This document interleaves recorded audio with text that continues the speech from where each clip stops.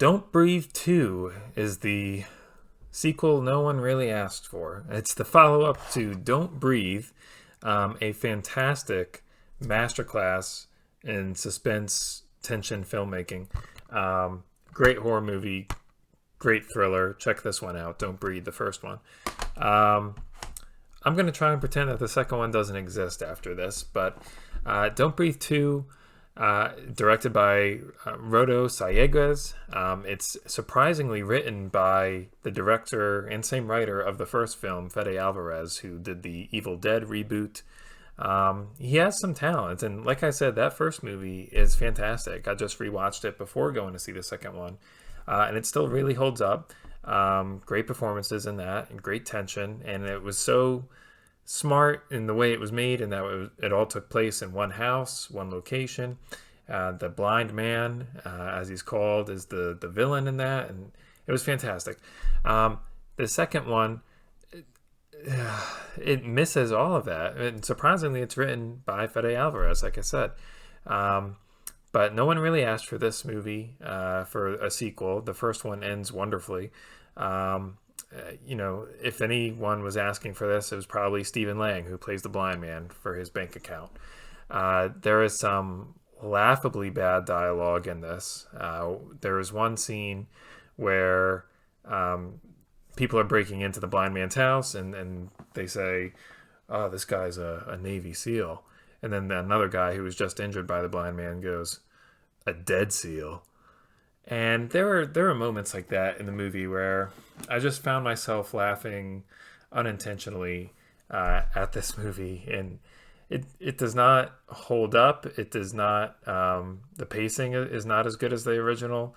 It's the same runtime, but it feels a lot longer.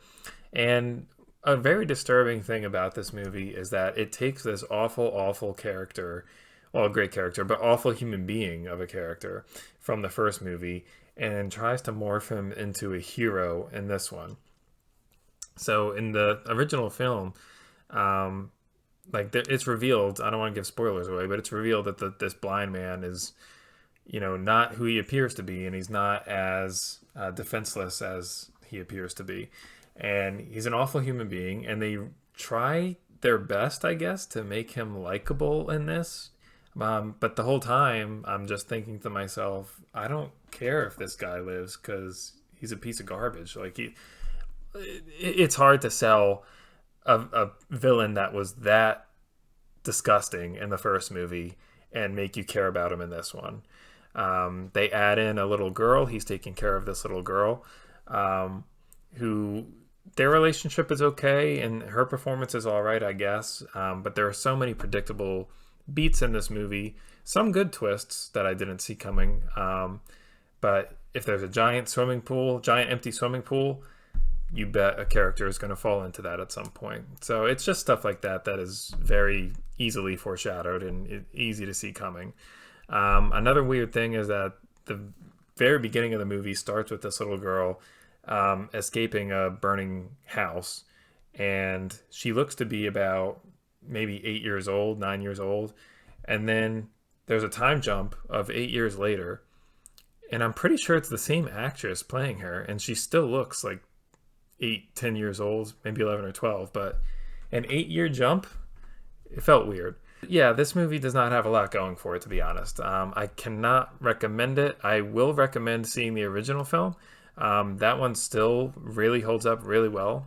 This one, it's so, compared to the grounded feel of the first one, this one is way out there. Like, this blind man is killing people left and right.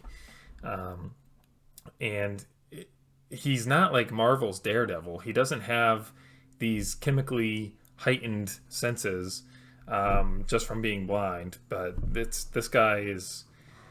it really jumps the shark, and they really run with it a lot, and it's not good. So... short review for this one. I don't have a lot to say about it. Don't Breathe 2, I cannot recommend it. I give it 1 thumb in a human eye out of 5. So that's my review for Don't Breathe 2.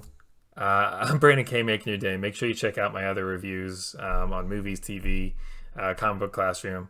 stay safe out there. Have a good one. Stay home and watch The First Don't Breathe.